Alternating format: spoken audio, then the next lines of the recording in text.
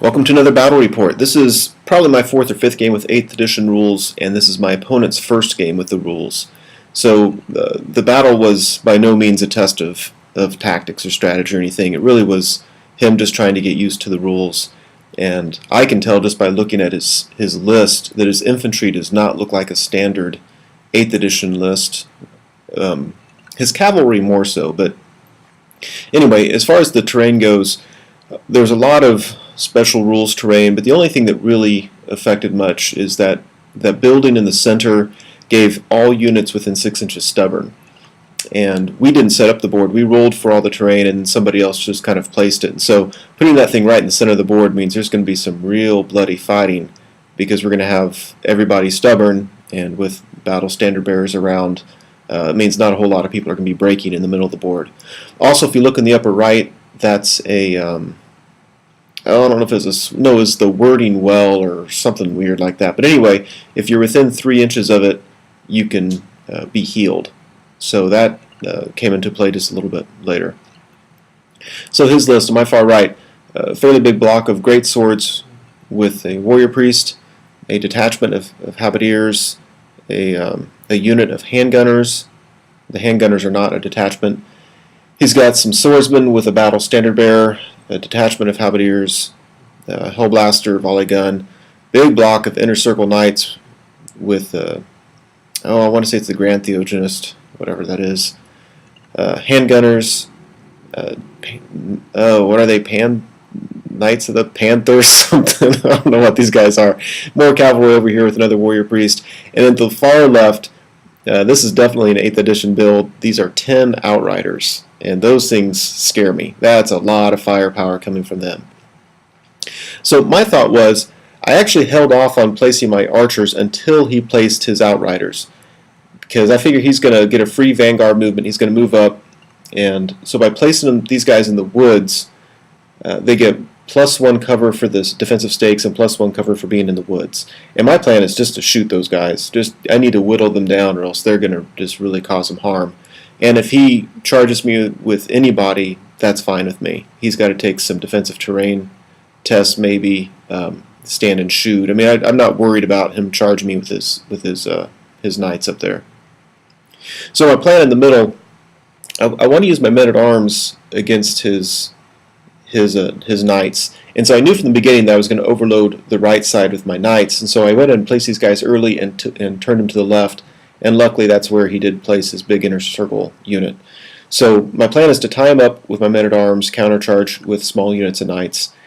And then all this infantry on the right, I really just want to whittle them down with the shooting, especially the great swords, and then countercharge with all these knights over here. So, vanguard movement, go ahead and bring my Pegasus Knights up. He brings his outriders up, no surprises there. Empire turn 1, I was surprised by this. I thought he would go ahead and leave his outriders still and shoot at my peasants. I mean, even with a -2 to hit, I think he would have done plenty of damage to them. But he didn't. He moved them up even more. It looks like he's going to take his knights on the left into my archers, and I'm happy with that. Otherwise, no surprises. He just moves up. So, Brett, turn 1. So turn 1 of the game, and I declared 3 charges. I mean, this is just I declared 4 charges. This is just the beautiful part. Beautiful part so far. So let's see. On the right side, I went ahead and took my Pegasus Knights against that unit of halberdiers because I don't want them countercharging me when I finally get into fight with the great swords, and I'm not in a hurry to get in a fight with the great swords. My plan is to break these guys in combat, overrun past them, and then turn around and be ready for a flank charge later on. Take my 2 small units of knights on the right of this picture, charges handgunners. He does a stand and shoot, doesn't kill anybody. He did a stand and shoot against the knights errant, and then he did a flee from the knights of the realm, and didn't catch him. So there's where we're at. And then for a 4th charge, I actually had decent range to the outriders, so I thought I'd go ahead and charge him with the peasants, really hoping he would stand and I could beat him in combat. But being fast cav, they fled, so at least on his next turn I don't have to worry about those guys shooting at me. I know I'm going to get charged with his knights in the flank, But with the new edition rules, I don't care. I'll be stubborn. I've got knights nearby, and I brought my battle standard bearer over, so they're going to be stubborn 8 rerollable, because he's not going to kill 15 of my guys. So kind of like how that played out. The one mistake I made was when I brought my battle standard bearer over here, after I moved him, then I realized that once he moves his knights, that Hellblaster volley gun, or I think that's what it is. Anyway, it's going to be able to shoot at my battle standard bearer. And so I had to allocate a trebuchet on that just to take it out. So here's another side of the board.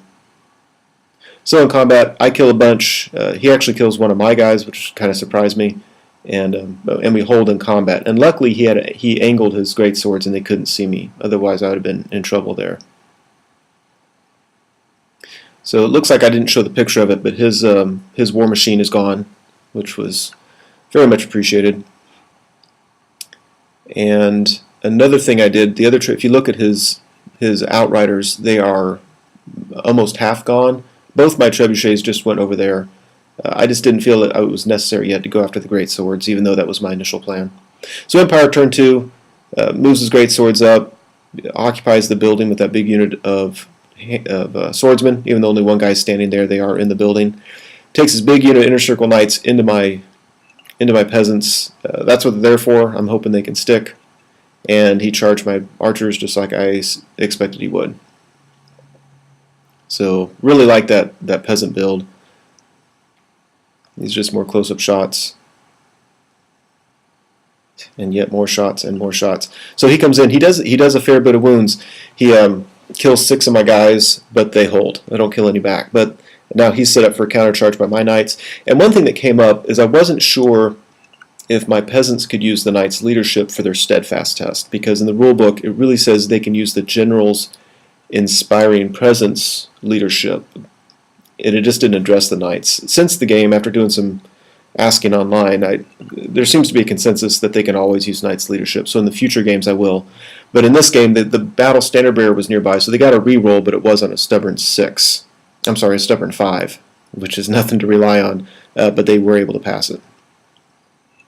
So he killed, I think, 9 guys, had a vicious charge, but all those strength 4 attacks coming back, I was actually able to kill, I believe it was 4 of his knights, so I feel I got very lucky.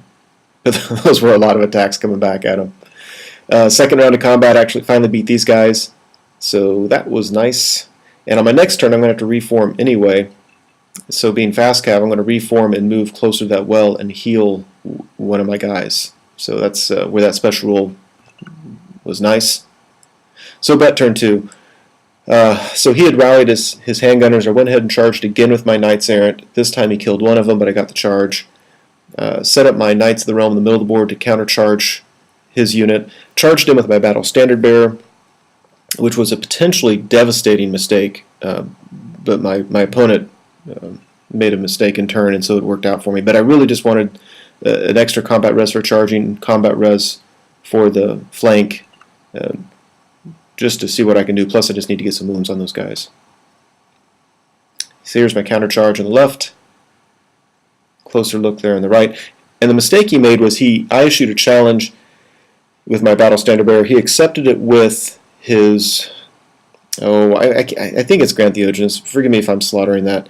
But he also had there's another character in there which is his general, and that character has the weapon that if he hits you that auto wounds and there's no armor save. And that would have been absolutely devastating against my battle standard bearer. So he quite frankly, he accepted the challenge with the wrong guy. So in the future, I don't know why I charged my battle standard bearer in there. It was just a dumb mistake. But I got lucky. So over here, he has the Unbreakable spell on the unit of greatswords. I didn't want to charge him anyway yet. I want to whittle them down first, because I think I'm probably going to have to kill him to a man to get him to break. So I just set my knights up for counter charge.